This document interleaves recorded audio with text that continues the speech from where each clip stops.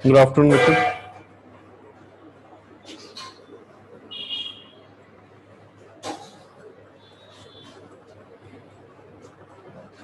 आप लोगों ने कार्य कर लिया सारा जो मैंने दिया था कल? ध्यान रखिए, मुझे एक्सरसाइज 1 डिस्कस करनी है। सभी ने कार्य कर लिया है पूरा?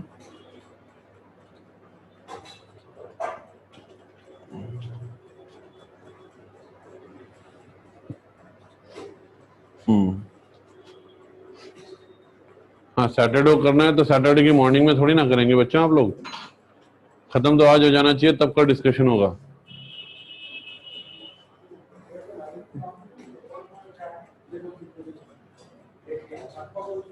Good afternoon.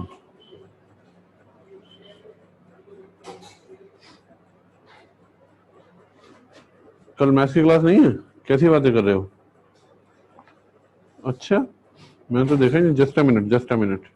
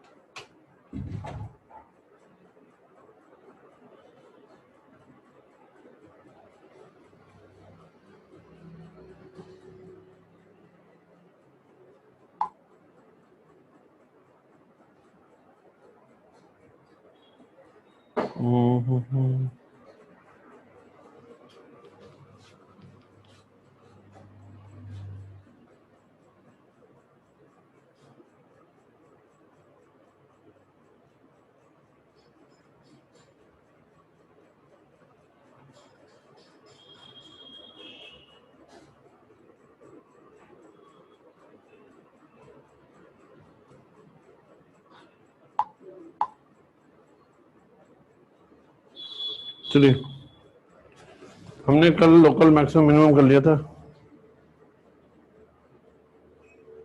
अच्छा, तो मंडे को डिस्कस करूंगा फिर एक्सरसाइज 1 और एक्सरसाइज 2 दोनों। मंडे को एक्सरसाइज 1 और एक्सरसाइज 2 दोनों डिस्कस करूंगा फिर।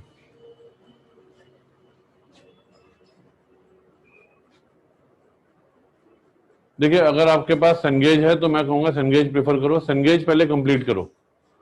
जब सनगेज हो जाए तो आप क्वेश्चन बैंक को एक टेस्ट की तरह कर सकते हो कि सनगेज करने के बाद हमसे क्वेश्चन बैंक कितना हो पा रहा है। ठीक है। एक दूसरी चीज और ध्यान रखिए बच्चों, ये बहुत इंपॉर्टेंट है कि ये मैं आपसे इस बारे में बात भी करना चाह रहा था सभी से, कि आपको अपना डेली रूटीन बहुत बहुत ढंग से मैनेज करना है। ये सभी से मेरी रिक्वेस्ट है। और दूसरी चीज, एग्जाम करते हुए आप ध्यान रखिए कि आपको किसी भी एक टॉपिक पे अटकना नहीं है। अगर आप किसी भी एक टॉपिक पे अटक गए तो आपका एग्जाम बर्बाद हो जाएगा। मेरे पास कुछ लोगों के इनफैक्ट कई बच्चों के मैसेज आते हैं कि सर हमसे एग्जाम में नंबर नहीं आ रहे, क्या करें? तो आप ध्यान रखिए, एग्जाम में जो आपके नंबर हैं वो इस बात को डिनोट करते हैं कि आपके पुराने टॉपिक्स और करंट टॉपिक्स आपने कितना डीपली किए हुए हैं। 30 क्वेश्चन या 40 क्वेश्चन करके आपके सारे टॉपिक्स अच्छे नहीं होंगे। फॉर एग्जाम्पल, मैंने कल मैक्सिमम मिनिमम पढ़ाया, आपको सेकंड डेरिवेटिव टेस्ट कराया, तो आपकी ड्यूटी है कि कल शाम से लेके आज सुबह तक आपको उस पर 50 क्वेश्चन कर लेने थे, ताकि आपको ये पता चल जाए कि आपको वो टॉपिक आया या नहीं आया। आपको अपना मॉड्यूल खत्म कर लेना चाहिए था, ताकि आज की क्लास में जो होगा उसके लिए आप फ्रेशली प्रिपेयर्ड हैं। आपको कहीं भी ऐसा नहीं लगना चाहिए या ऐसा होना भी नहीं चाहिए कि हमने जो कल पढ़ाया था और वही रिवाइज नहीं किया तो जो आज पढ़ाएंगे वो कैसे करेंगे। अगर ऐसा हुआ तो आपके सारे टॉपिक्स लैग हो जाएंगे।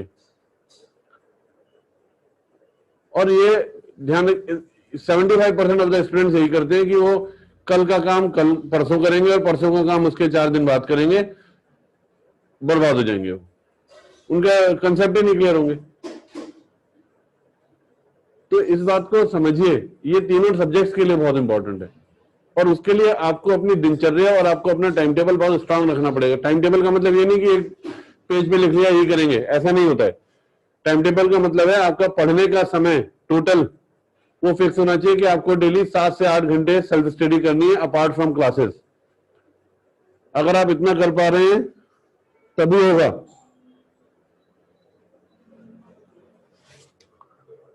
ध्यान रखिए, केवल मॉड्यूल करने में ही आपको 1.5 से 2 घंटे लगेंगे। तो मॉड्यूल करना इज नॉट इनफ, उसके अलावा भी आपको कुछ एक्स्ट्रा करना पड़ेगा। आधे घंटे 1 घंटे आपको किताब से क्वेश्चन करने पड़ेंगे, और किसी एक किताब को आपको कंप्लीटली फिनिश करना है, कंप्लीट किसी भी एक किताब को। तो 4 किताबों से क्वेश्चन करने का कोई फायदा नहीं है, पहले एक किताब से कंप्लीटली फिनिश कीजिए, जब पूरा मैथमेटिक्स हो जाएगी तो दूसरी किताब से रिवीजन कीजिएगा। कहीं पे भी कुछ नया दिखता है तो पहले देखिए वो थ्योरी में आपके पास है या नहीं है। अगर वो थ्योरी के पास में नहीं है तो अपने टीचर को पिक्चर क्लिक करके भेजिए। This is how things should be done. बिना ये चेक किए कि आपने थ्योरी में पढ़ा या नहीं पढ़ा, अगर आप अपने टीचर को भेज रहे हैं तो इसका मतलब आपको यही नहीं ध्यान है कि आपने क्लास में क्या पढ़ा है। जहां तक एग्जाम में मार्क्स की बात है, तो एग्जाम में आपको सबसे पहले वो टॉपिक्स करने हैं जो आपको आते हैं। 50% स्टूडेंट्स वो टॉपिक करते हैं जो मुझे नहीं आता है, 50%। और उसके बाद हर क्वेश्चन को आपको मैक्सिमम 2 से 2.5 मिनट देना है। कुछ लोग वहां पे डिसाइड करके जाते हैं इस बार 3 घंटे में मैं केवल फिजिक्स और मैथ्स करूंगा, केमिस्ट्री नहीं करूंगा, या फिर इस बार केवल केमिस्ट्री और मैथ्स करूंगा, फिजिक्स नहीं करूंगा, या केवल फिजिक्स केमिस्ट्री करूंगा, मैथ्स नहीं करूंगा। तो आपको सीख थोड़ी ना रहे हैं। मार्क्स किसके लिए ला रहे हैं? केवल घर वालों को दिखाने के लिए कि इस बार मेरे टेस्ट में 110 नंबर आए थे। कोई फायदा नहीं है उसका। हर चीज का एक स्टिपुलेटेड टाइम है। आपको तीनों सब्जेक्ट का पेपर इसीलिए दिया जाता है ताकि आप 3 घंटे में तीनों सब्जेक्ट में मार्क्स लाके दिखाएं। और अगर आपके तीनों सब्जेक्ट में मार्क्स कम आ रहे हैं तो इसका मतलब आपने पढ़ाई बिल्कुल भी नहीं की है। देखिए, आपका कोई सब्जेक्ट वीक है ये कैसे डिसाइड होगा? मार्क्स से। कि आपके फिजिक्स में 70 नंबर आए, केमिस्ट्री में 60 नंबर आए और मैथ्स में 10 नंबर आए, तो भी मैं यही मानूंगा कि आपने मैथ्स अटेम्प्ट ही नहीं किया था। ठीक है, अगर आपने 20 क्वेश्चन अटेम्प्ट किए जिसमें से 15 गलत है तो मैं मान सकता हूं कि आपके मैथ्स में प्रॉब्लम है। अगर आपने अटेम्प्ट ही 5 क्वेश्चन किए तो हाउ विल आई एक्सेप्ट कि आपकी मैथ्स वीक है? आपने तो किए ही नहीं। Same thing goes for physics and chemistry.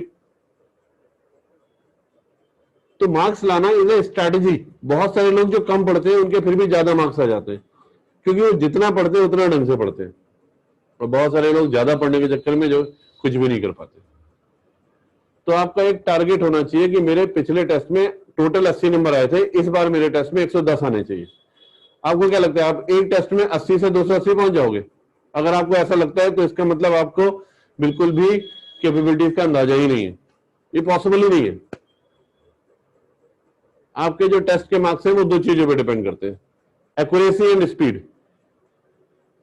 जिनके बहुत ज्यादा मार्क्स आते हैं इसका मतलब वो पूरा पेपर करने की क्षमता रखते हैं 3 घंटे में, और वो एक दिन में नहीं हुआ डेवलप, वो 1.5 साल में डेवलप हो गया है। तो आपको एक्यूरेसी पे भी काम करना है, स्पीड पे भी काम करना है। अगर आपने 75 में से केवल 32 क्वेश्चंस किए हैं, 32 आउट ऑफ 75, कैलकुलेशन लगाते हैं, 32 आउट ऑफ 75, तो पहली चीज आपके टोटल स्कोर अब 300 में से नहीं आएगा, अब आपका स्कोर आएगा 32 इंटू 4, दैट इज 128 में से। ये सोचिए टोटल अटेम्प्टेड पेपर है।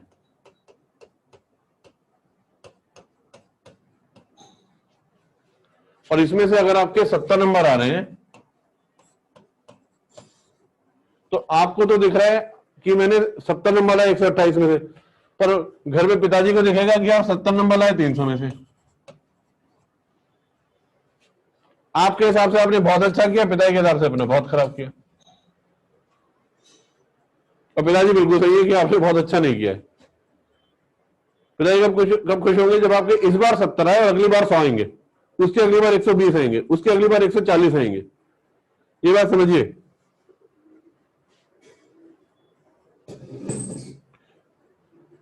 तो इसीलिए ये एक बहुत इंपॉर्टेंट टॉपिक है और बहुत बर्निंग टॉपिक है, बहुत लोगों को प्रॉब्लम है। मैं हर एग्जाम के बाद आप लोगों के मार्क्स एनालाइज करता हूं, हर एग्जाम के बाद। तो जब आपके मार्क्स बहुत पुअर आते हैं तो मुझे भी उतना ही दुख होता है जितना आपको होता होगा, अगर आपको होता है तो। भाई हर पेपर में ध्यान रखिए, अगर 75 क्वेश्चंस हैं तो इसमें से 40 क्वेश्चंस इजी होते हैं। प्रॉब्लम क्या है कि आप इजी क्वेश्चन ढूंढ नहीं पाते हैं। क्यों? क्योंकि उतनी प्रैक्टिस नहीं है। ध्यान रखिए, पहले तो ये रूल बनाइए, रूल। और रूल बनाना बहुत आसान नहीं है कि हर दिन हमें 50 क्वेश्चंस पर सब्जेक्ट करने हैं मिनिमम, ये रूल होना चाहिए। थ्योरी पढ़ने से नहीं सीखेंगे। IIT is all about application. Numerically तो आते हैं, कितनी थ्योरी आती है? बहुत कम। फिजिक्स केमिस्ट्री में तो, फिजिक्स और मैथ्स में तो बहुत ही कम आती है, केमिस्ट्री फिर भी आ जाती है। तो अगर ये रूल है आपका 50 क्वेश्चन पर सब्जेक्ट पर डे, ये आपका रूल होना चाहिए। अगर आप इतना कर रहे हैं daily for 1 month, daily for 1 month, तो उसके बाद जो टेस्ट होगा उसमें आपका रिजल्ट सर्टेनली इंप्रूव होगा। पर अगर आप इतना नहीं कर रहे, मैं आपको बताता हूं आप में से ज्यादातर लोग क्या कर रहे हैं, 20 क्वेश्चन मैथ्स, हो सकता है ज्यादा कर रहे हो, या फिर 15 से 20 क्वेश्चन फिजिक्स, और केमिस्ट्री में थ्योरी रीड कर रहे हैं। किताब जो पढ़ाया गया वो पढ़ लेते हैं, उस पर क्वेश्चन नहीं करते हैं ज्यादातर लोग, नॉट एवरीवन। तो सोचिए दिन में 40-50 क्वेश्चन, और मैं दे रहा हूं टारगेट डेली 150 क्वेश्चन का, तो कैसे मार्क्स आएंगे? 11th के बैकलॉग को भूल जाओ भी। अगर 11th के चक्कर में 12th में बैकलॉग हो जाएगा, जो पहले पढ़ रहे हो उसे तो ढंग से पढ़ लो। 11th का बैकलॉग करने का टाइम तब आएगा जब आपके पास 12th के सिलेबस आसान चले। कैलकुलस चल रही है यार, इंपॉर्टेंट टॉपिक है। इंटीग्रेशन आएगा, इंपॉर्टेंट टॉपिक है। डेफिनेट इंटीग्रेशन आएगा, इंपॉर्टेंट टॉपिक है। तो आप 11th के बैकलॉग के लिए कैसे परेशान हो सकते हो? 11th देखिए, मैं मानता हूं कि आपके पास दिन में 24 घंटे हैं, इसमें से आप 6 घंटे सोइए, और उसका टाइम भी मैं फिक्स कर रहा हूं 12 बजे से 6 बजे, ज्यादा है तो 1 बजे से 7 बजे, बस, इससे ज्यादा नहीं। 1 घंटा फ्री दिया आपको, कुछ भी करो। 5 घंटे क्लासेस,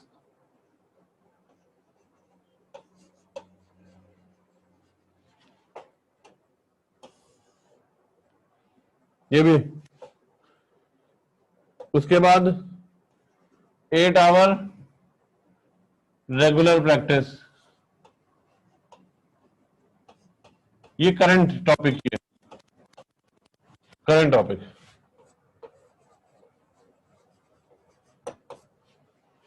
कितना हो गया? 8, 5, 13, 14 और 6, 20, 4 घंटे बचे। 2 hour daily 11th backlog, daily for backlog.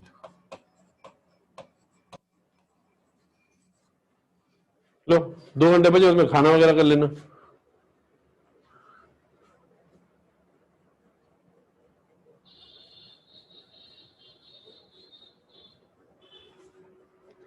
देखिए, अब अगर आप स्कूल का भी पॉइंट लेना चाहते हैं तो फिर आपकी क्या किया जाए? नहीं कर सकते आप। I do not know then. मैं ये नहीं कह रहा हूं आप स्कूल छोड़ दो, लेकिन you have to manage your time, you have to manage your time. You have to identify the importance of everything. You need to decide what is important.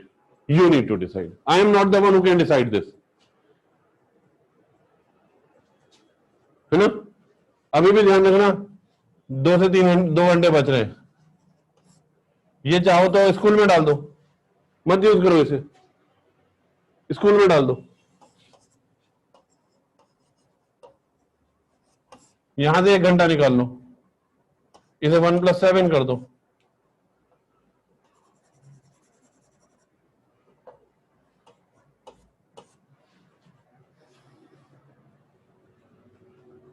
पर बच्चों, आपको, यह आपका करियर की बात है। अच्छे कॉलेज में चले जाओगे तो फिर कुछ भी करोगे, nobody is going to care about it. जब चाहे तब पढ़ना, जब चाहे तब सोना। अभी तो कम से कम आप अपने करियर के बारे में सोचिए ना। कम मार्क्स लाके आप अच्छे कॉलेज में कैसे जाएंगे? कोई फायदा नहीं है फिर।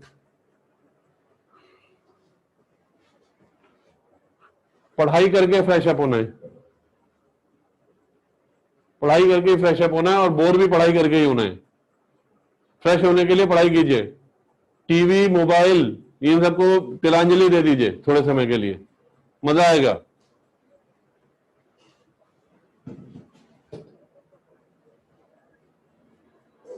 जो चाहे कीजिए, पर कम से कम 12 से 13 घंटे पढ़िए।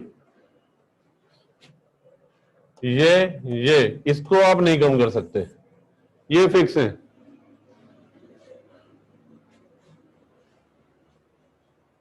अगर इतना करेंगे और ये करेंगे 50 क्वेश्चंस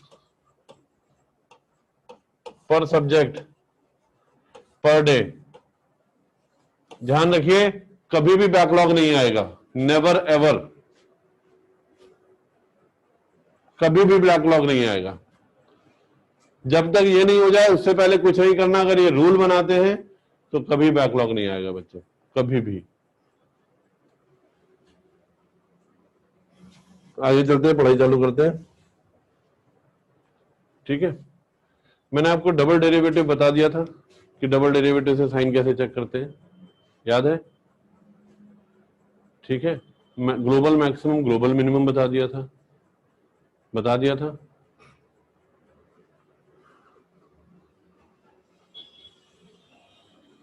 हाँ जरूर दीजिए, जरूर जरूर, देने में क्या जा रहा है, कुछ प्रॉब्लम थोड़ी ना। हर वो एग्जाम जो आप दे सकते हैं उस पर जरूर अटेम्प्ट कीजिए। एग्जाम देने से आपको पता चलता है कि आपकी प्रिपरेशन का लेवल क्या है। नेवर स्किप एनी टेस्ट और एनी एग्जाम। ये भी एक मेरे को सही में अच्छा वो याद दिलाया अपने बच्चों। ध्यान रखिए, बहुत सारे लोग टेस्ट स्किप कर देते हैं क्योंकि मैं प्रिपेयर्ड नहीं हूं। जब प्रिपेयर्ड नहीं है तो कितने मार्क्स आए? 0। टेस्ट स्किप कर दिया तो भी कितने आए? 0। तो फर्क क्या पड़ा? टेस्ट दे देते तो 20, 25, 50 तो आते, कुछ नए क्वेश्चन तो पता चलते। पता नहीं क्यों छोड़ देते हैं एग्जाम, एग्जाम ही नहीं देंगे। उससे कोई फायदा है? कोई फायदा नहीं। हर एग्जाम दीजिए। You join a coaching institute for these test only, तो you have to appear for every test which is occurring within the coaching institute. In fact बाहर के जितने टेस्ट दे सकते हैं वो भी दीजिए। टेस्ट देना तो आपकी नियति है, उसी से तो सीखेंगे।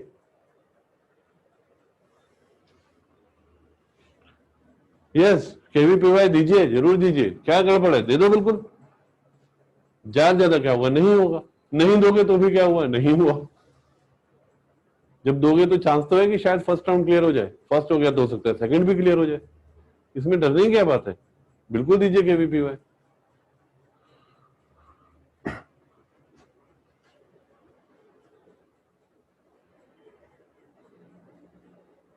क्या हुआ आकाश, आपने क्या लिखा है बेटा? ध्यान रखिए बच्चों, टेस्ट नहीं स्किप करना है, ये सभी को ध्यान देना है। चाहे कुछ भी हो जाए, टेस्ट नहीं स्किप करना, because that is the easy way out. हम हमेशा आसान चीज ही क्यों सोचते हैं?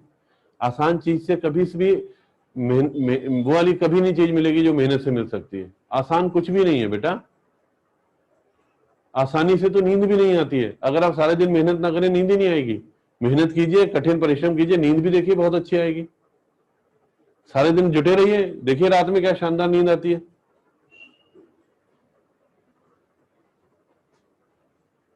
कोई भी एक किताब कीजिए जो आपका मन करेगा। आज हम करेंगे inflection.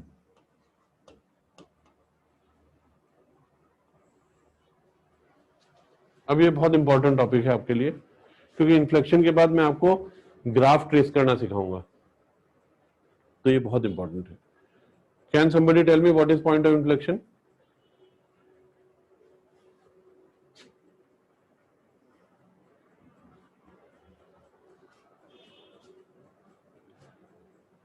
Can somebody tell me? अब जो भी बात करेंगे कल करेंगे, अभी पढ़ाई कर लेते हैं, है ना? हाँ, नहीं नहीं नहीं नहीं, न्यू चैप्टर नहीं है, न्यू टॉपिक है। चैप्टर तो एओडी ही चल रहा है, इन्फ्लेक्शन। अब देखिए, ध्यान से सुनिए।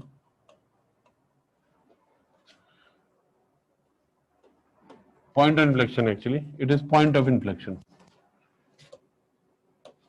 ये बहुत इंपॉर्टेंट टॉपिक है।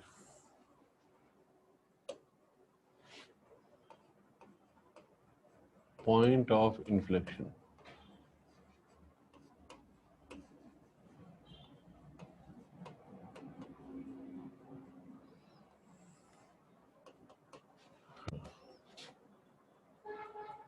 it is the point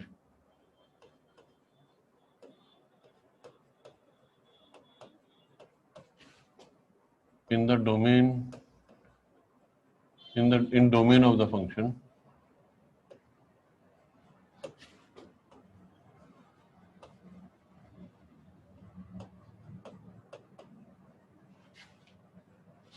where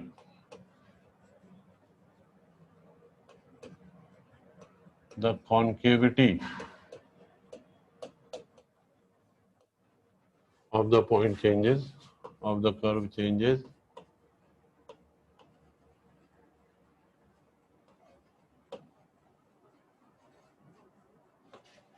and the curve must have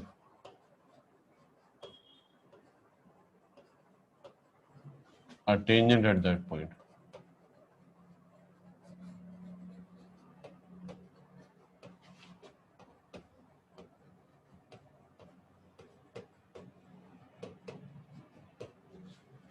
curve का उस पॉइंट पे एक टेंजेंट होना चाहिए।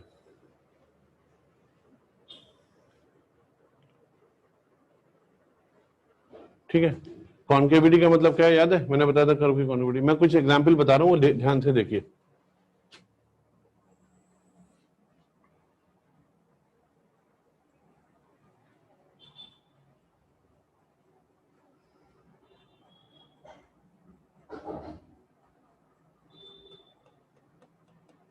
यहां पे अगर आप देखें तो कॉन्केव डाउन है, यहां पे कॉन्केव अप है।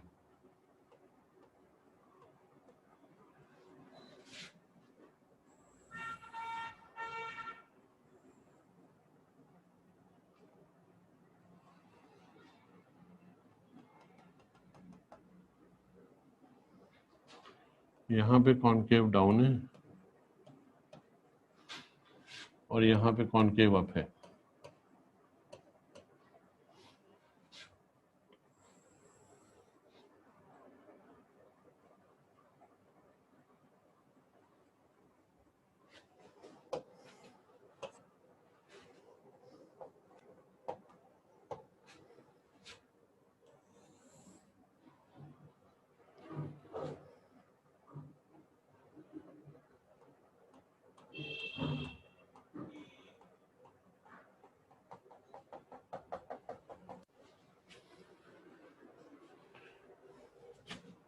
यहां पे कॉन्केव डाउन है,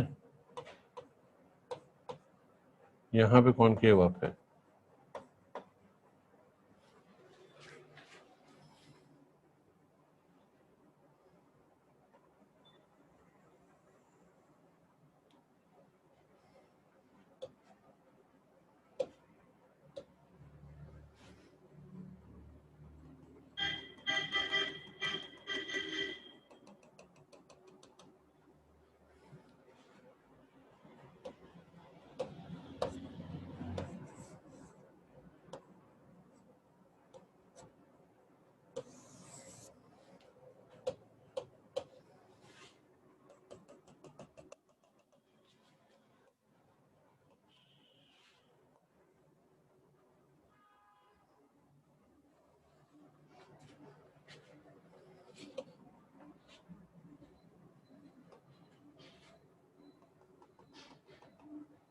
यहां पे कॉन्केव डाउन है, यहां पे कॉन्केव अप है।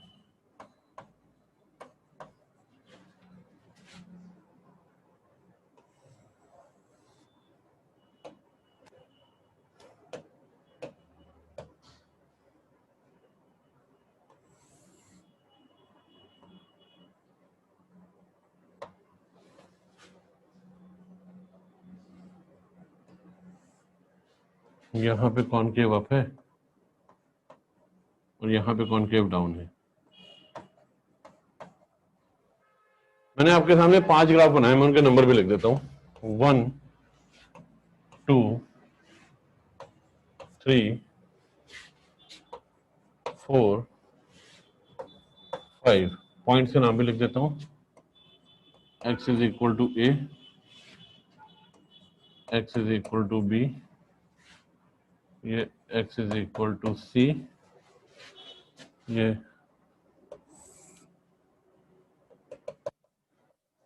x is equal to d, और ये x इज इक्वल टू ई।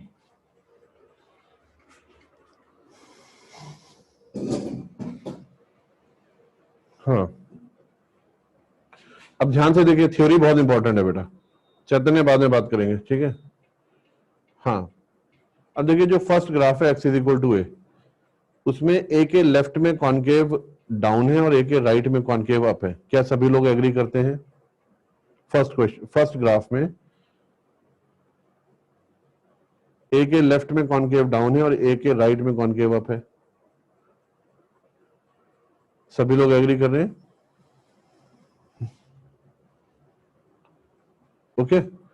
ऐसे ही सेकंड में देखें तो बी के लेफ्ट में कॉनकेव डाउन है और बी के राइट में कॉनकेव अप है।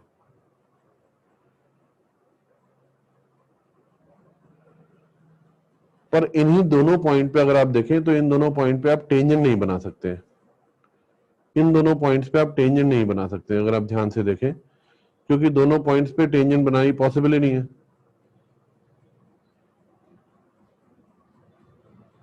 ध्यान से देख रहे हैं, दोनों पॉइंट्स पे आप टेंजेंट नहीं बना सकते। तो as per the given definition of inflection x is equal to a and x is equal to b पर कॉन्केविटी का साइन चेंज हो रहा है परंतु टेंजेंट नहीं बन रही है, इस वजह से ये दोनों पॉइंट ऑफ इन्फ्लेक्शन नहीं कहलाएंगे।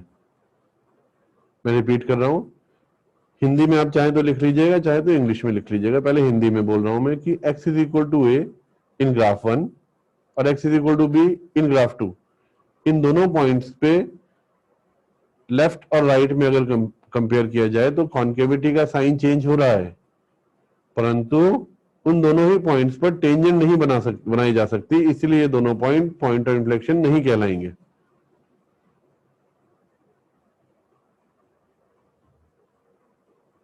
अरे टेंजेंट तो नहीं है बेटा, टेंजेंट कहां बन रही है बी पर? मैक्सिमम मिनिमा की बात थोड़ी ना कर रहा हूं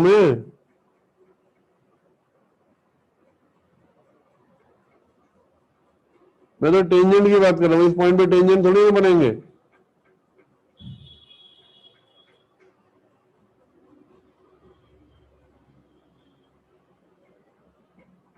इस पे टेंजेंट कहां बनाई थी वंदन? कैसे कह रहे हो भैया? मैंने लेफ्ट और राइट में टेंजेंट बनाई थी,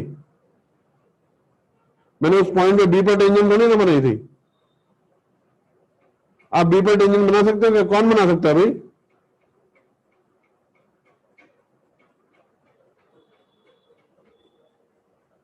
तो मैं जो बोल रहा हूं ध्यान से सुनिए, 1 और 2 में x is equal to a और x is equal to b दोनों पे टेंजेंट नहीं बनाई जा सकती है, इसलिए ये पॉइंट इन्फ्लेक्शन के पॉइंट नहीं कहलाएंगे।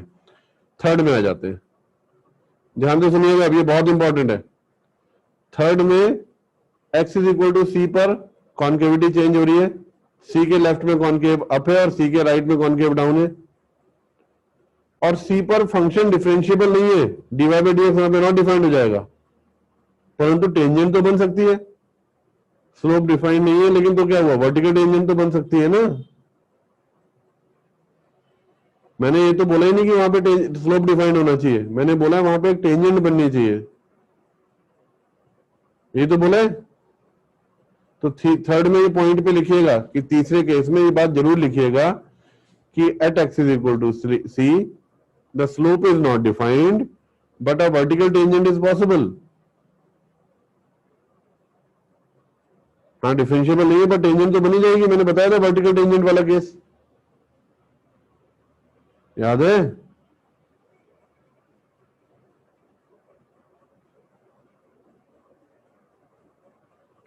तो इसीलिए तीसरे में क्या होगा बेटा? It is point of inflection. Why? Because C के लेफ्ट में और सी के राइट में डबल डेरिवेटिव का साइन चेंज हो रहा है, परंतु सी पर एक वर्टिकल टेंजेंट भी बन रही है, इस वजह से it will become a point of inflection. कोई डाउट है? यही रीजन फोर्थ और फिफ्थ के लिए। अब देखिए, फोर्थ में तो एक टेंजेंट बनी रही है और फोर्थ के लेफ्ट और डी के लेफ्ट में और डी के राइट में कॉन्केविटी का साइन भी चेंज हो रहा है, और फिफ्थ वाले में क्या हो रहा है? कॉन्केविटी का साइन भी चेंज हो रहा है और टेंजेंट भी बन रही है आराम से। तो थर्ड, फोर्थ, फिफ्थ में थर्ड में x is equal to c is a point of inflection, fourth में x is equal to d is a point of inflection, और फिफ्थ में x is equal to e is a point of inflection. लिख लिया सभी ने? ये तो graphical approach थी। अब हम मैथमेटिकल अप्रोच कैसे करेंगे, क्योंकि हमारे लिए मैथमेटिकल अप्रोच ही ज्यादा इंपॉर्टेंट है। अब हम करते हैं मैथमेटिकल अप्रोच। तो वर्किंग रूल सबसे इंपॉर्टेंट चीज हमारे लिए।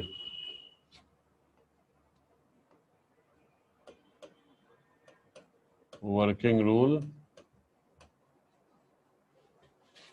टू फाइंड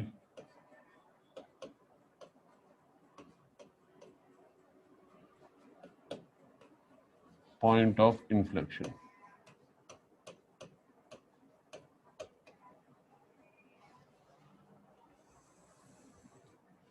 अच्छा बच्चों, एक बात और ध्यान रखना, इन्फ्लेक्शन के पहले और इन्फ्लेक्शन के बाद में स्लोप का जो साइन है वो हमेशा सेम रहेगा। स्लोप का साइन नहीं चेंज होता है ना। इन्फ्लेक्शन के पहले और इन्फ्लेक्शन के बाद में स्लोप का साइन चेंज नहीं होता है। इन्फ्लेक्शन के पहले अगर स्लोप पॉजिटिव है तो इन्फ्लेक्शन के बाद भी स्लोप पॉजिटिव ही रहेगा।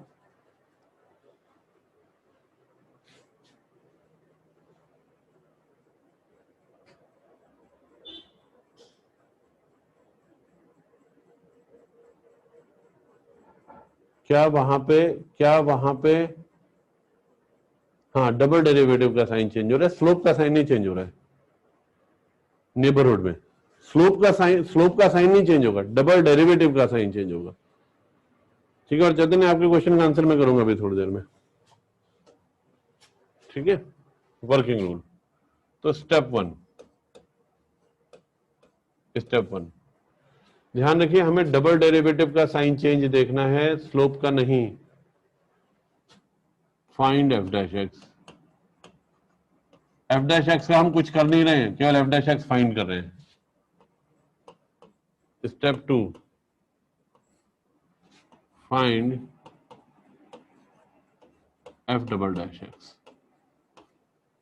Step 3 find all points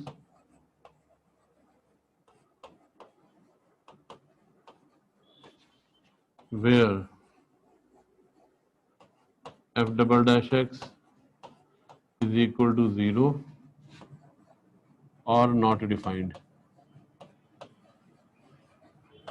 not defined इसलिए क्योंकि हो सकता है उसका डेरिवेटिव डिफाइंड हो, वर्टिकल टेंजेंट वाला केस। स्टेप 4 अब वो सारे पॉइंट जब आ जाएंगे तो plot all such points on number line. Plot all such points obtained from step 3।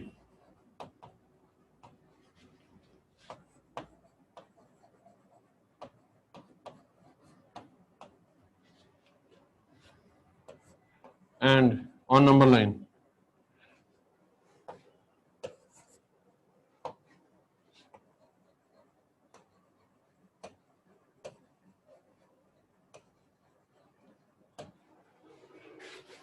and check the change of sign।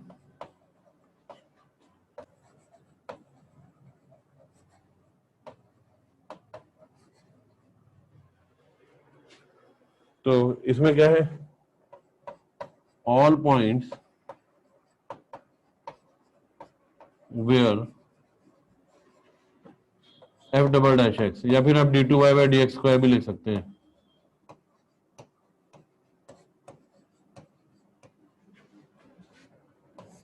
Changes the sign.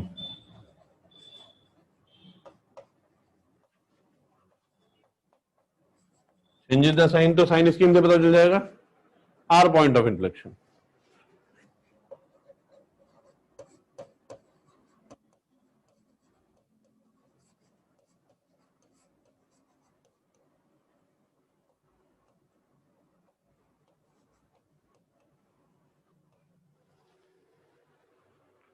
कोई आपत्ति है?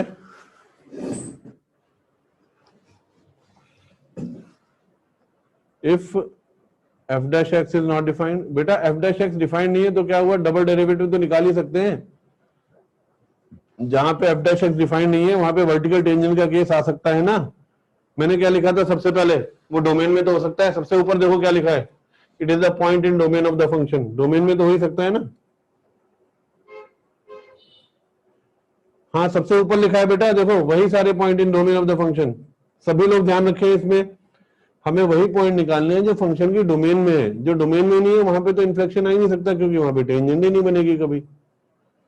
क्या ये बात सभी को क्लियर है? जो पॉइंट डोमेन में नहीं है वो नहीं लेने हैं।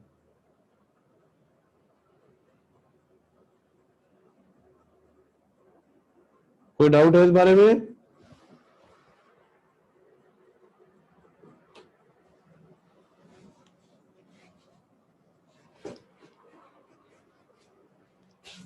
But lie in domain of F x.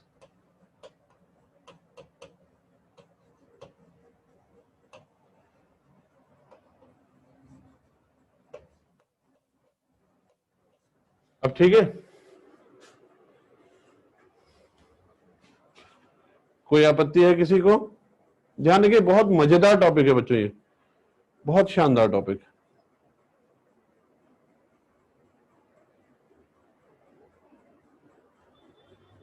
एक बात और ध्यान रखिए, सबने लिख लिया है?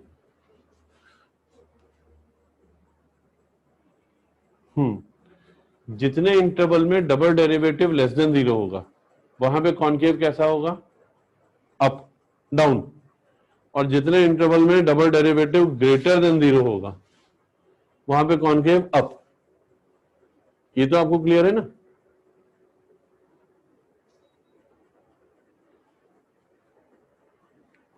जहां डबल डेरिवेटिव नेगेटिव वहां कॉनकेव डाउन, जहां डबल डेरिवेटिव पॉजिटिव वहां कॉनकेव अप। अब देखिए एग्जाम्पल करते हैं।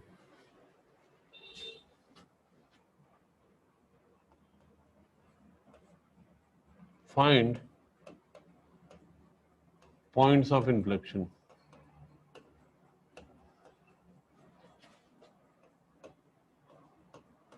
जरूरी नहीं है हर कर्व में इन्फ्लेक्शन हो, ये जरूर ध्यान रखिएगा।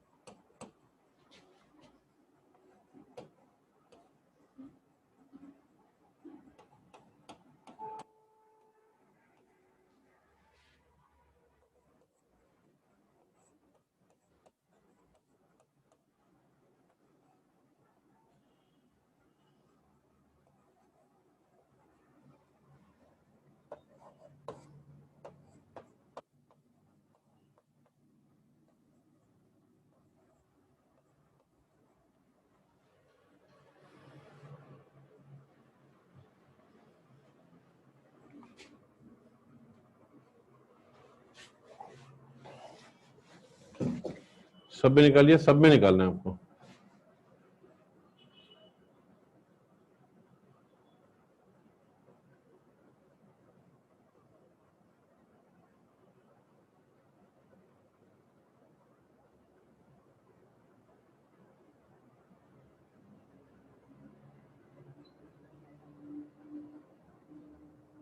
सब में निकालिए बच्चों। एक से खुश क्यों हो रहे हैं, चारों निकालिए। बहुत जल्दी खुश हो जाते हैं आप लोग, है ना? हमको भी ऐसे ही लग रहा है।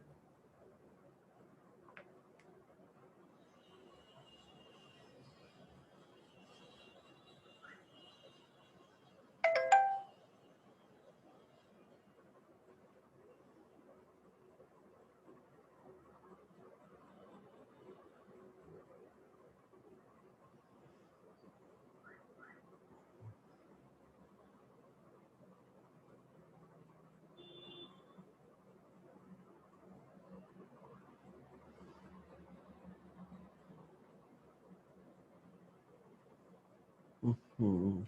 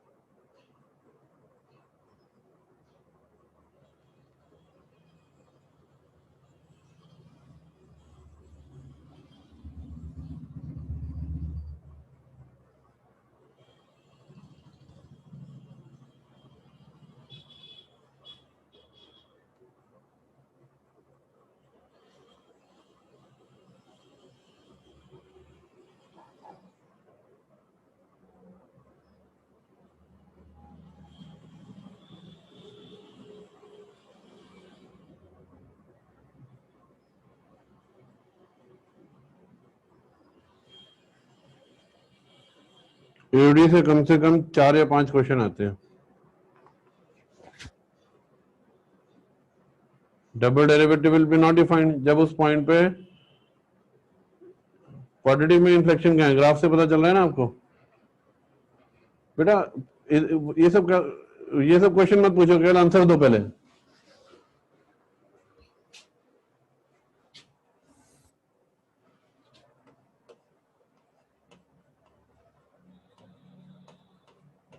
Step 1 f dash x 9x square minus 12x। F double dash x क्या होगा 18x minus 12 equal to 0 at x is equal to 2/3। 2/3 पे साइन स्कीम बनाना है, प्लस माइनस साइन चेंज हो रहा है तो F double dash x changes sign at x is equal to 2/3. So this implies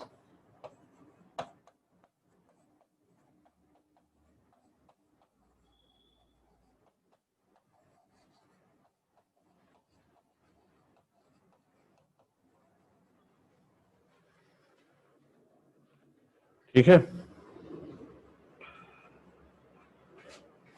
जब tangent vertical होगी तो double derivative होगा ही नहीं बेटा। जब वहां पे डेरिवेटिव डिफाइंड नहीं है तो डबल डेरिवेटिव कैसे डिफाइंड होगा।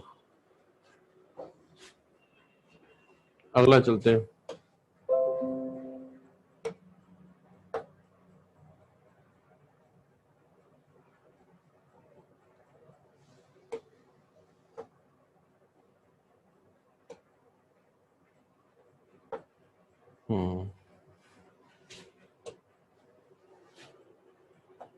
अगले पे चलते हैं।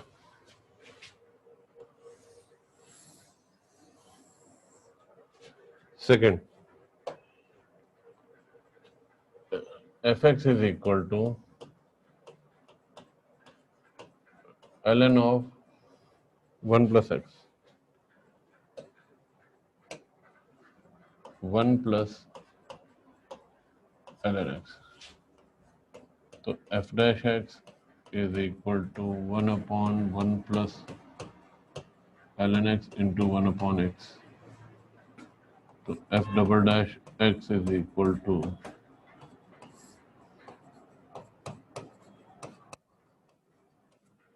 whole square minus sin into 1 plus ln x। तो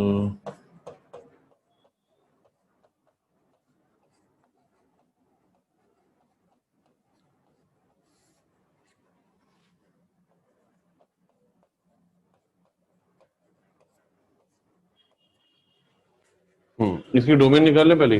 तो 1 plus L N x greater than 0 तो x greater than -1 x greater than 1/e। इसके डोमेन ये है।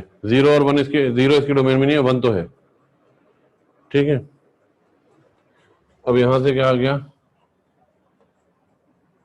इक्वल टू 0 कर दो तो this implies x is equal to -2 e की पावर -2 1/e स्क्वायर। कोई दिक्कत।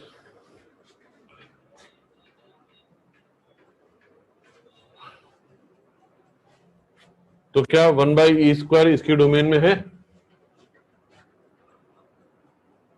नहीं है। Very good.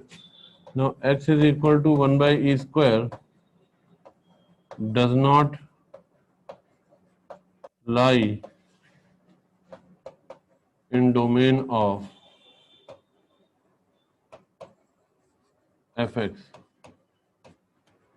This implies it has no point of inflection।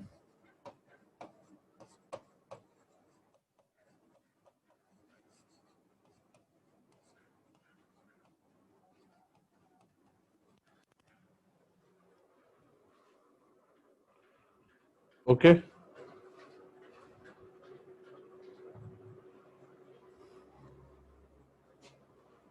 किसी को कोई आपत्ति है इसमें? किसी को कोई भी आपत्ति है तो बताएं।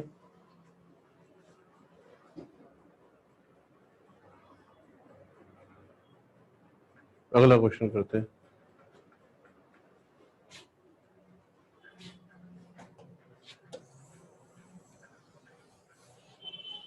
Third question,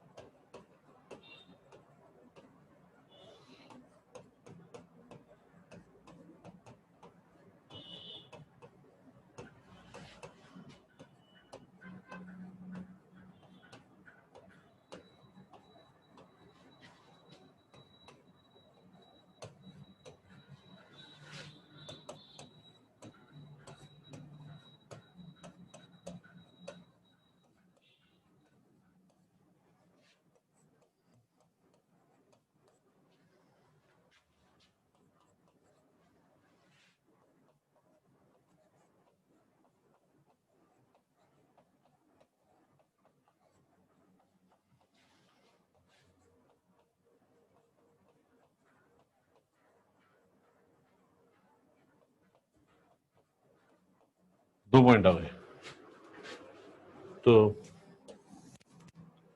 minus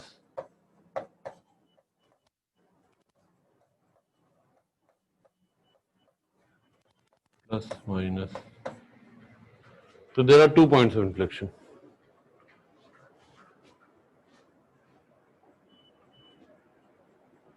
there are 2 points of inflection. अगर आपने डिफरेंशिएशन गलत कर दिया तो सब गड़बड़ हो जाएगा बच्चों। डिफरेंशिएशन नहीं गलत करना है, और ये मत बोलिएगा डिफरेंशिएशन दोबारा बता दो, बड़ी डिफिकल्टी हो जाएगी मेरे लिए। तो it will be very difficult for me, don't you think so? Yes, very very difficult, very difficult. अगला तो आसान है ना, फोर्थ में F x is equal to X E की power minus X into X, तो F dash x is equal to E की power minus X E की पावर माइनस एक्स, तो F double dash x is equal to minus E की power minus x minus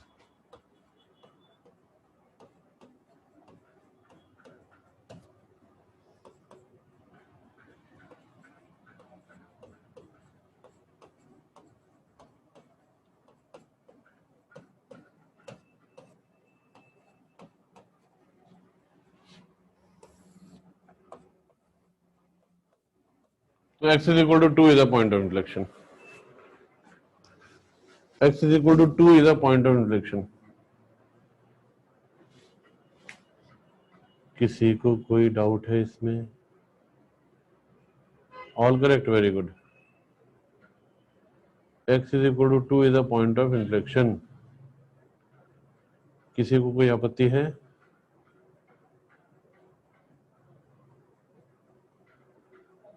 अरे बहुत सारे example हैं यार। F x is equal to x की पावर 1/3।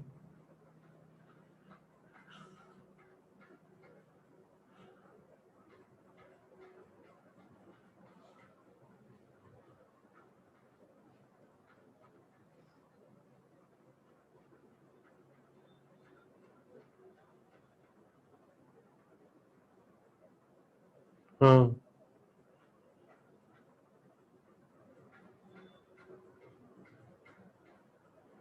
ठीक है, एक और देता हूं। F x is equal to l N x upon x, इसके लिए और निकालिए।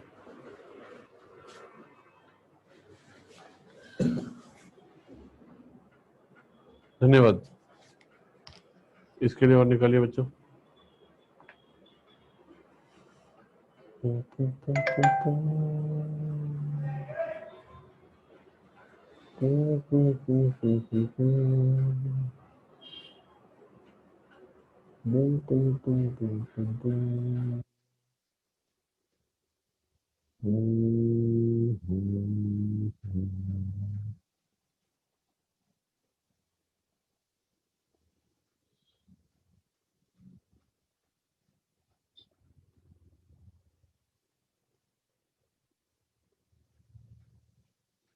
हो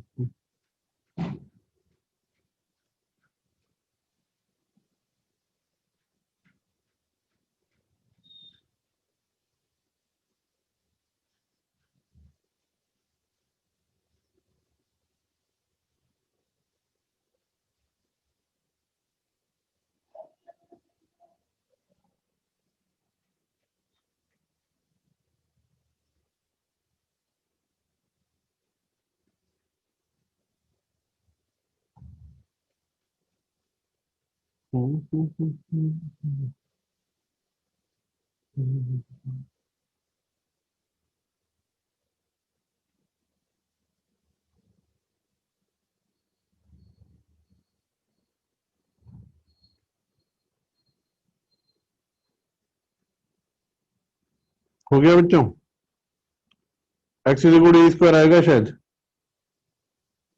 शायद x is equal to e square आएगा। ई की पावर 3/2 आ रहा है? नहीं नहीं नहीं, ई स्क्वायर आएगा यार, ऐसी बात नहीं करो। ई स्क्वायर आएगा, ई स्क्वायर, ई स्क्वायर। ई की पावर 3/2 आ रहा है यार कुछ का। ई की पावर 3/2, चलो ई की पावर 3/2 मान लेते हैं, सही कह रहे हो। ई की पावर 3/2 मान लिया भाई, मान लिया मान लिया मान लिया मान लिया मान लिया। चलो यार दोबारा करते हैं कुछ। F dash x is equal to ln x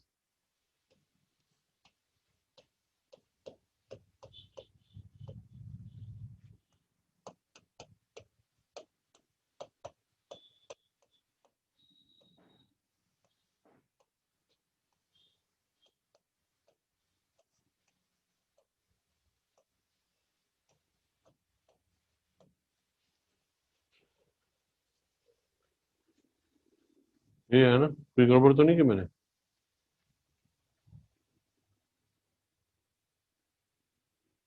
देखिए कैसे आया।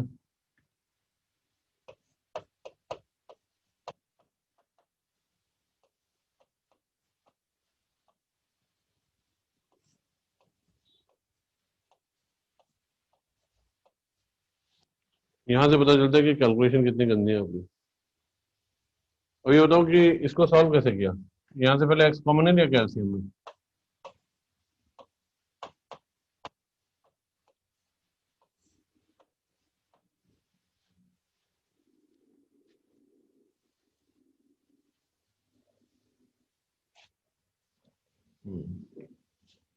ई की बार 3/2, ई की बार 3/2।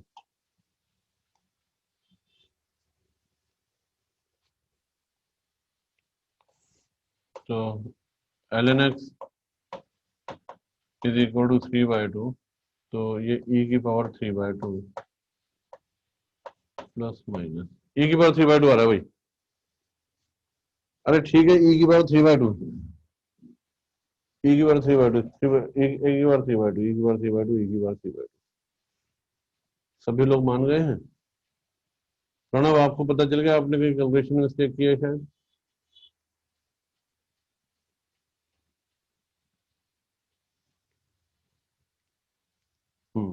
आगे चलें फिर से। तो इन्फ्लेक्शन वाला पार्ट आपको क्लियर है? किसी को अभी तो कोई डाउट नहीं है? अगर किसी को कोई डाउट है तो बता दीजिए।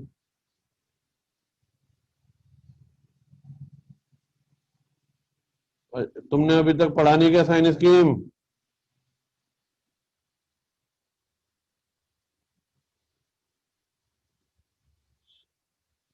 1/x का डेरिवेटिव क्या होगा? -1/x²।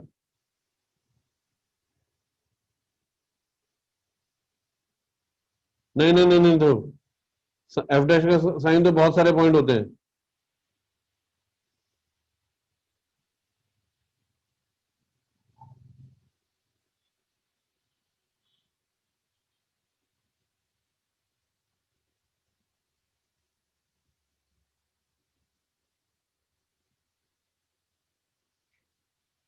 कोई डाउट नहीं है ना? चलिए अभी, अभी अपन वापस चलेंगे, अपन अभी कर्व ट्रेसिंग करेंगे। ठीक है, कर्व ट्रेसिंग। कर्व ट्रेसिंग का मतलब tracing of a graph, tracing a graph.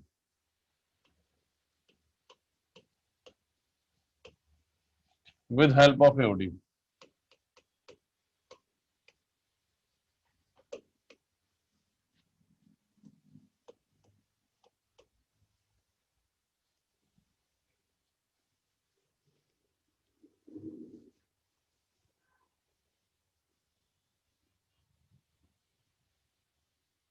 ओहो, अब देखिए बच्चों, जब हम किसी भी चीज का ग्राफ ट्रेस करते हैं तो हमें चार चीजें बहुत महत्वपूर्ण है, ध्यान रखिएगा। पहली चीज, वो सारे पॉइंट्स जहां पे ग्राफ एक्स एक्सिस को टच कर रही है या मीट कर रही है। तो हमें क्या क्या चीजें चाहिए, देखो ये चीजें आपको नोट करनी है। इंटरसेक्शन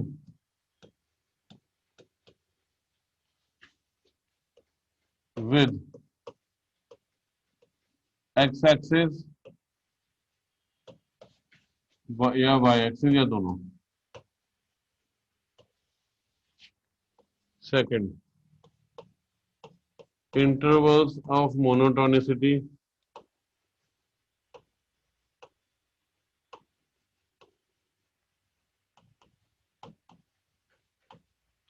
तीसरा,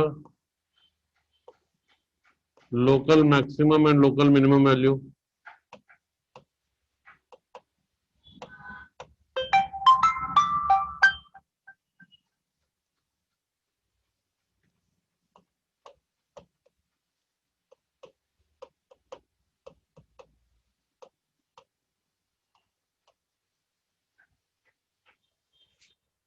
एंड इंटरवल्स ऑफ कॉन्केविटी।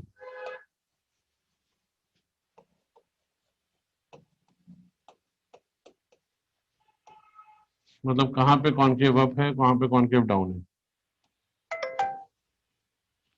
जिसे आप, और जहां पे कॉन्केविटी चेंज होगी वो पॉइंट इन्फ्लेक्शन। ट्रेस का मतलब बनाना, कर्व को बनाने का तरीका, curve, tracing of a curve.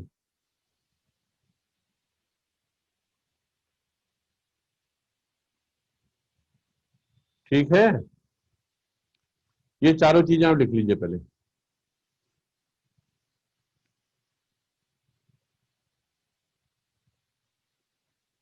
बहुत बहुत धन्यवाद आपका, सभी लोगों का बहुत बहुत धन्यवाद कि वो इस कोरोना काल में मेरी इतनी सहायता कर रहे हैं सब चीजें नोट करके। तो मैं उसके लिए आपका धन्यवाद, आपको सभी को धन्यवाद देता हूं।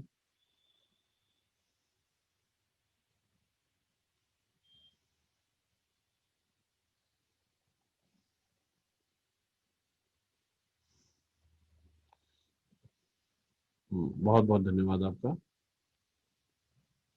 और आने वाला वक्त इस समय को याद रखेगा कि कैसे आप लोगों ने सही समय पर लिखकर मेरी सहायता की थी, और इतिहास गवाह होगा इस बात का। बहुत बहुत धन्यवाद आपका।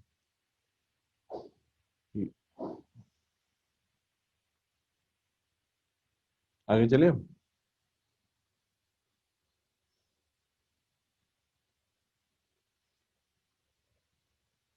कोरोना काल का मतलब जब कोरोना महामारी अपने चरम पर थी।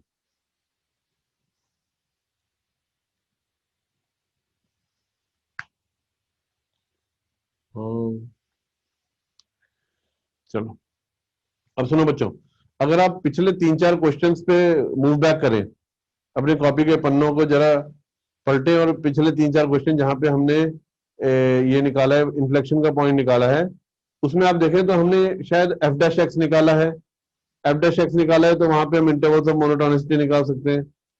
एफ डबल डैश एक्स भी निकाला है, ठीक है, और वहां से हम कॉन्केविटी का इंटरवल भी निकाल रहे हैं क्योंकि प्लस माइनस तो हम नोट डाउन कर ही रहे हैं। तो हमें केवल एक चीज और करनी है कि इंटरसेक्शन विद एक्स एक्सिस और वाई एक्सिस और निकालना है।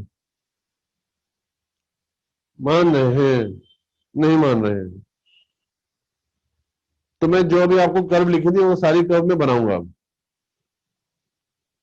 ठीक है,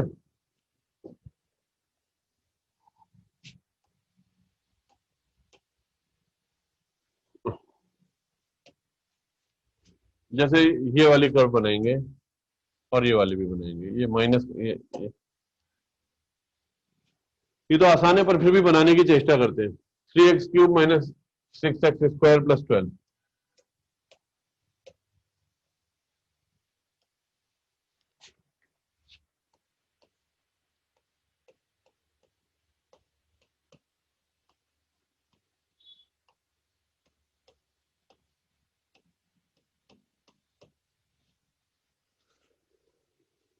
बरोबर, कोई डाउट? ठीक है, अब देखिए, अब इसमें x को 0 रख के वो पॉइंट तो निकाल ही सकते हैं जब y की वैल्यू क्या होगी, put x is equal to 0, this implies y is equal to 12। तो इसका मतलब सबसे पहली चीज आ गई हमारी 0,12 is point where curve intersects y-axis. Curve intersects y-axis.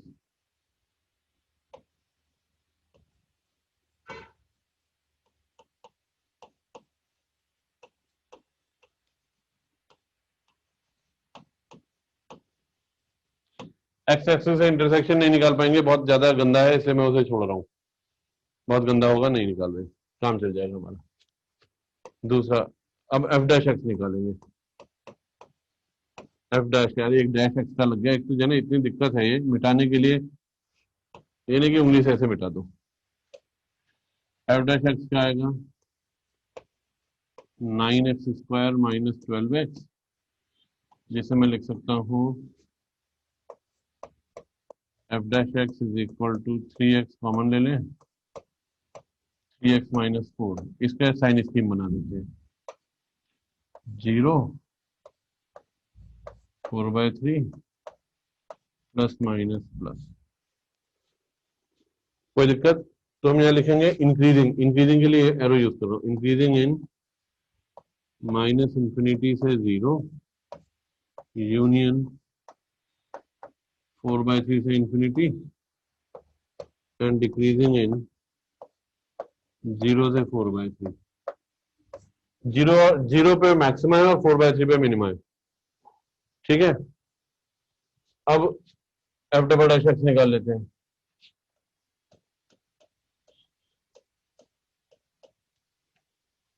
वो आ गया था हमारा, कितना आ गया था, 18x माइनस 12, इसकी भी हमने साइन स्कीम बना दी थी 2/3। तो 2/3 से पहले इसका मतलब कॉनकेव डाउन,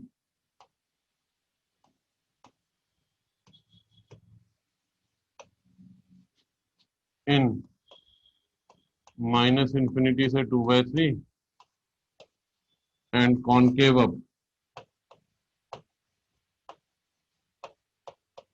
इन 2/3 से इंफिनिटी।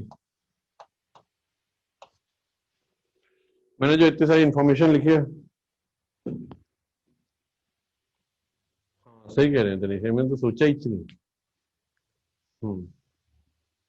अभी तक मैंने जो इंफॉर्मेशन लिखी है बच्चों, उनमें से किसी को कोई डाउट है?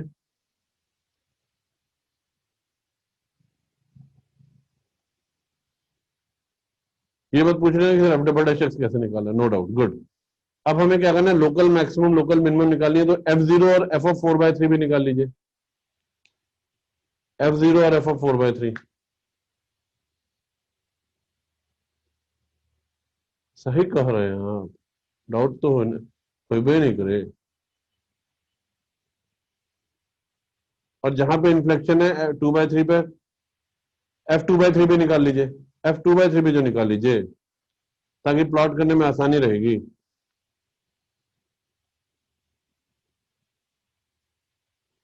f0 कितना 12 है, और f4/3 कितना होगा हमारे पास, 4/3 का whole cube 64/27 minus 16 96/27, 64 minus 96 32 minus 32/27, 27 into 12 24 270 54 324 minus 32 24 8 300 292/27। ठीक है।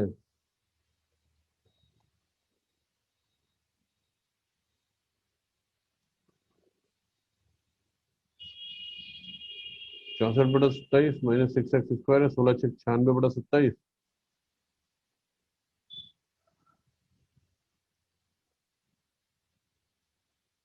मैं गलत कैलकुलेट कर रहा हूँ या आप लोगों ने गलत कैलकुलेट किया है? चलिए F2/3 अब देखिए बच्चों ध्यान से देखो, अब सबसे पहले एक्स एक्सिस बनाते हैं, वाई एक्सिस बना देते हैं। अब ये पॉइंट है 0,12 है, नहीं ये दोबारा बनाते हैं, थोड़ा सा ऊपर कर देते हैं। हाँ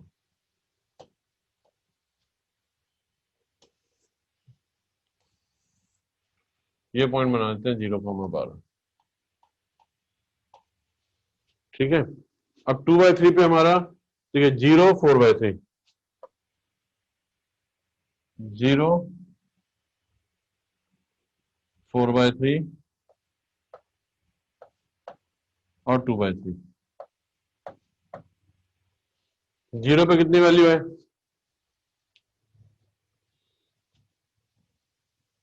12 हमें मालूम है, और मैक्सिमा है।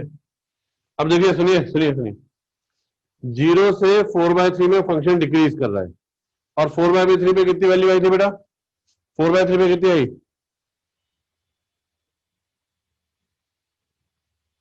4/3 पे कितनी आई? 76/9 माइनस 28/9, 76/9। अरे यार क्या कर रहे हो, ऐसे तो फिर कैलकुलेट करवाओगे। F4/3 इज इक्वल टू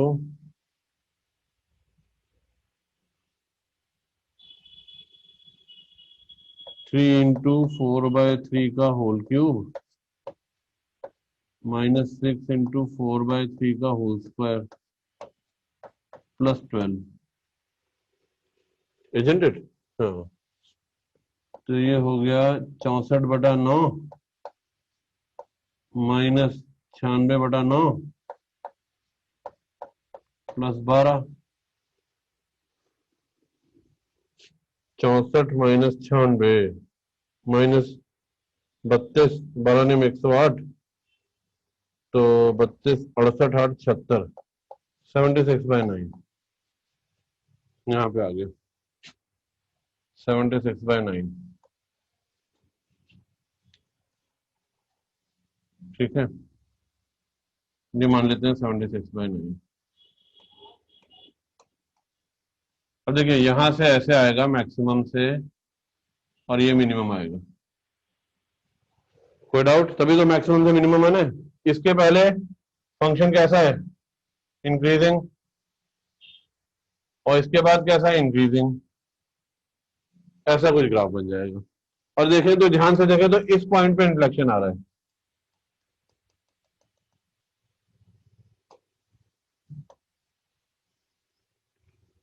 देख रहे हैं?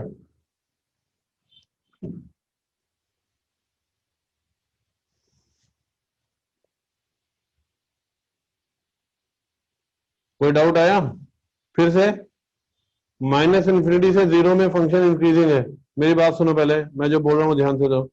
माइनस इन्फिनिटी से 0 पे फंक्शन इंक्रीजिंग है 0 पे मैक्सिमम है, तो उसके बाद फंक्शन नीचे जाएगा, और 0 से 4/3 में डिक्रीजिंग है। 4/3 पे वैल्यू मिनिमम है, तो उसके बाद फिर ऊपर जाएगा। अब रही बात बीच में इन्फ्लेक्शन आ रहा है, वो हमें मालूम है 2/3 पे, वो हमें मालूम है 2/3 पे। ये अप्रोक्सीमेट ग्राफ है, एग्जैक्ट नहीं है। और दूसरी बात, एक बात और देखें, ध्यान से देखो बेटा, माइनस इन्फिनिटी से 2/3 में कॉन्केविटी कैसी है? डाउन। और 2/3 से इन्फिनिटी में कॉन्केविटी कैसी है? अप। तो ग्राफ परफेक्ट। हाँ बोलिए, किसको क्या डाउट है? बोलिए, किसी को बोला था, किसी ने बोला था डाउट है, बोलो बेटा।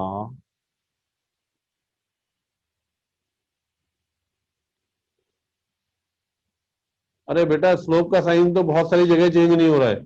जहां पे डबल डेरिवेटिव का साइन चेंज हो रहा हो वो इन्फ्लेक्शन है। जहां डबल डेरिवेटिव का साइन चेंज हो रहा हो वो इन्फ्लेक्शन है। जहां पे डबल डेरिवेटिव का, अरे कौन सा डाउट, ये तो बता दे पहले, मुझे ये नहीं याद है बेटा।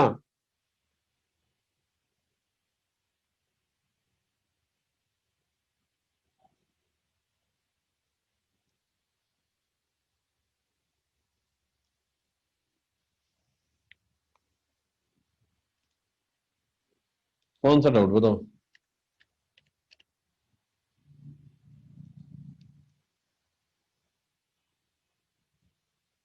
यस, हाँ, तो इसमें इन्फ्लेक्शन कहाँ पे होगा, कहीं नहीं होगा, उसमें कॉन्केविटी चेंज ही नहीं हो रही है।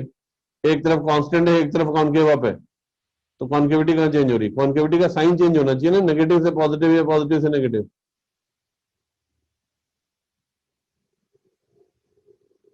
Yes, we can draw the graph without inflection, पर इन्फ्लेक्शन हेल्प करता है। देखो आगे एक और बनाता हूँ, इसे मिटा रहा हूँ मैं, मिटा नहीं रहा, अगले पे चल रहा हूँ। ये वाला बनाते हैं second, l n o one plus L N x. आप लोग भी कोशिश कीजिए, मैं भी कोशिश करता हूँ, तो चेक करेंगे आप और मैं सेम है या नहीं। ठीक है।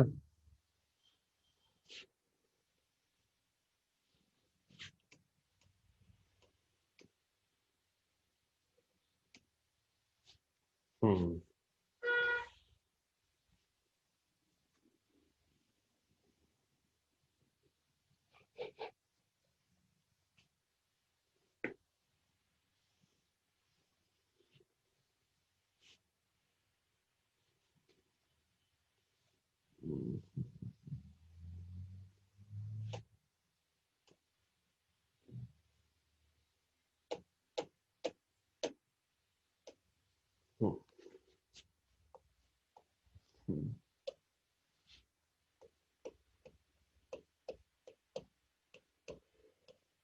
सबसे पहले डोमेन लिख देते हैं, x should be greater than 1 by e। f dash x हमने निकाल लिया था, सॉरी,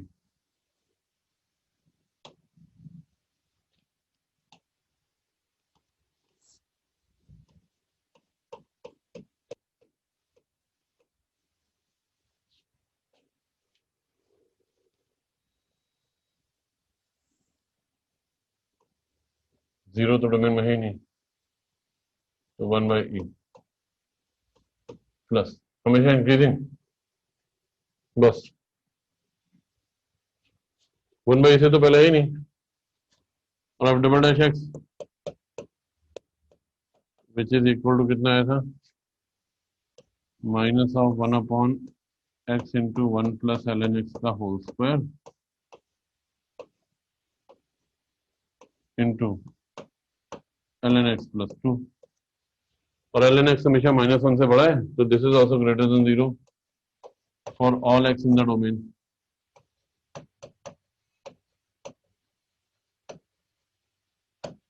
फंक्शन इंक्रीजिंग है, 1 बाई पे इसकी वैल्यू क्या है, 1 बाई पे इसकी वैल्यू है माइनस इंफिनिटी, फंक्शन इंक्रीजिंग है, और जीरो कहाँ पे है, तो जीरो के लिए ये 1 होना चाहिए, एल एन एक्स 1 होने के लिए एक्स 1 होना चाहिए, and f x is equal to 0 when 1 ln of 1 plus ln x is equal to 0. This implies 1 plus ln x is equal to 1. So this implies ln x is equal to 0. This implies for x is equal to 1. तो बस greater than 1 by, ये 1 है,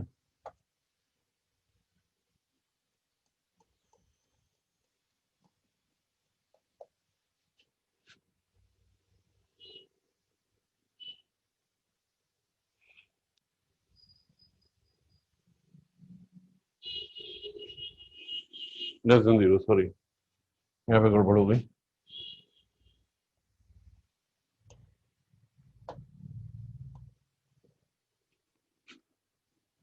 देखिए, yes I did told you, ये x is equal to 1 by है।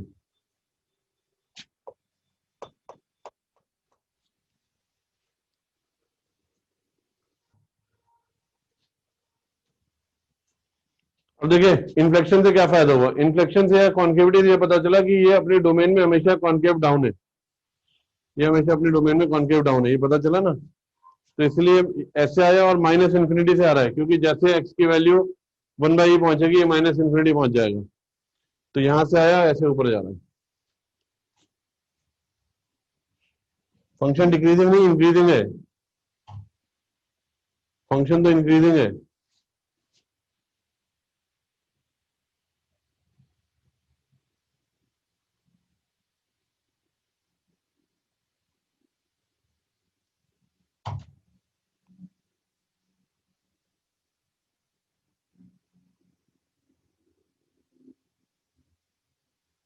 क्या हो गया हर्ष तेरे को?